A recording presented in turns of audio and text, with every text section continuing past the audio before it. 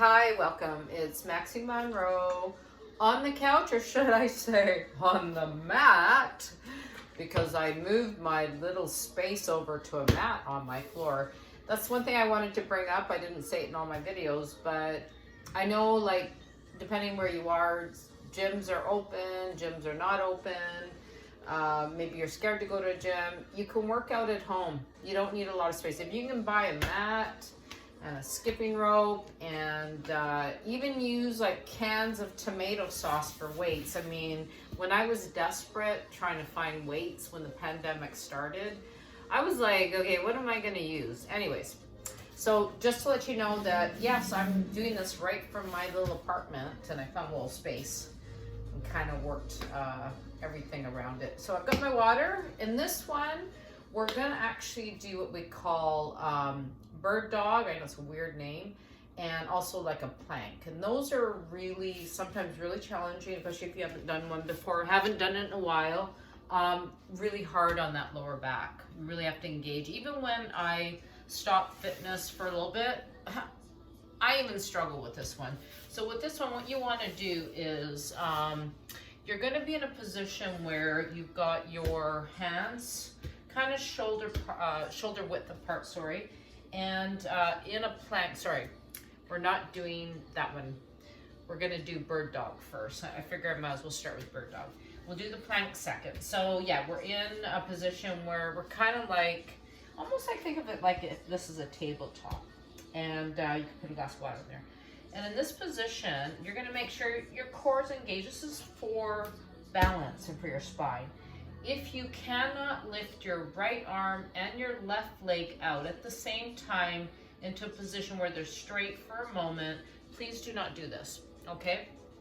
I'd rather you just lift one arm out and then, the other arm, okay? Because the exercise basically is breathing in and exhale as you lift and extend, and then bringing them back down to the first position. And then opposite arm and leg, and then back down. So breathing in, exhale.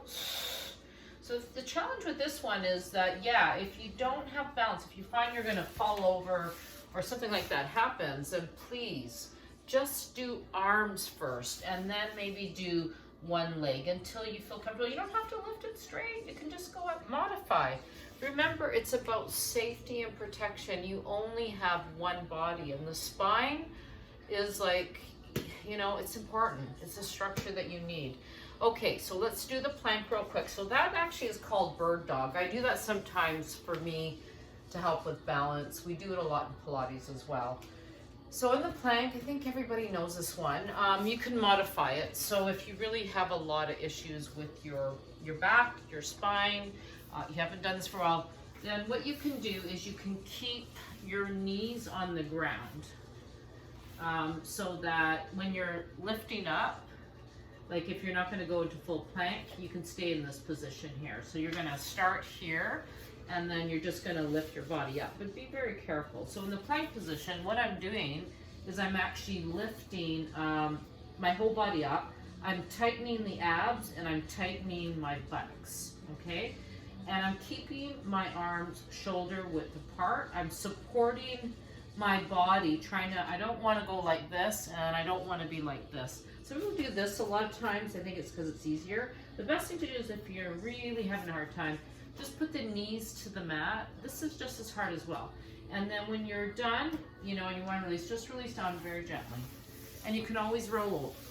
So with the actual plank, sometimes what I do, if I wanted to make it more challenging, I'll do 10 counts of that.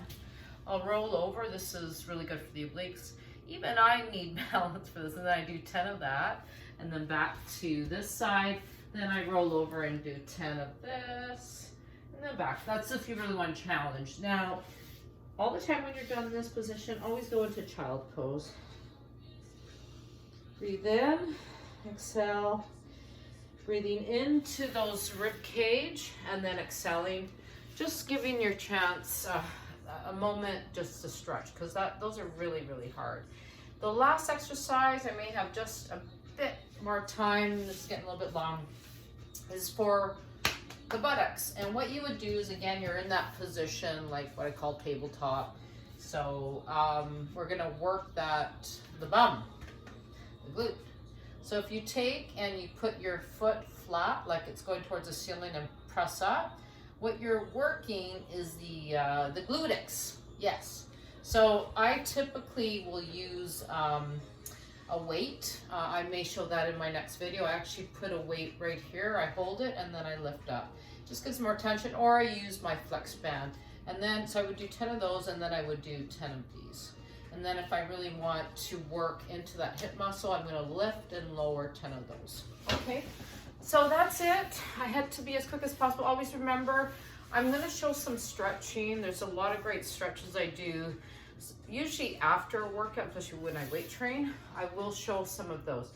I hope you're staying well. It's Maxie Monroe on the mat for another segment of some type of fitness to help you in your daily life. I hope it gives you something to work with, and thanks for following. Or if you don't, go to Instagram and follow me on the couch with Maxie Monroe, or on YouTube at Maxie Monroe. Stay well.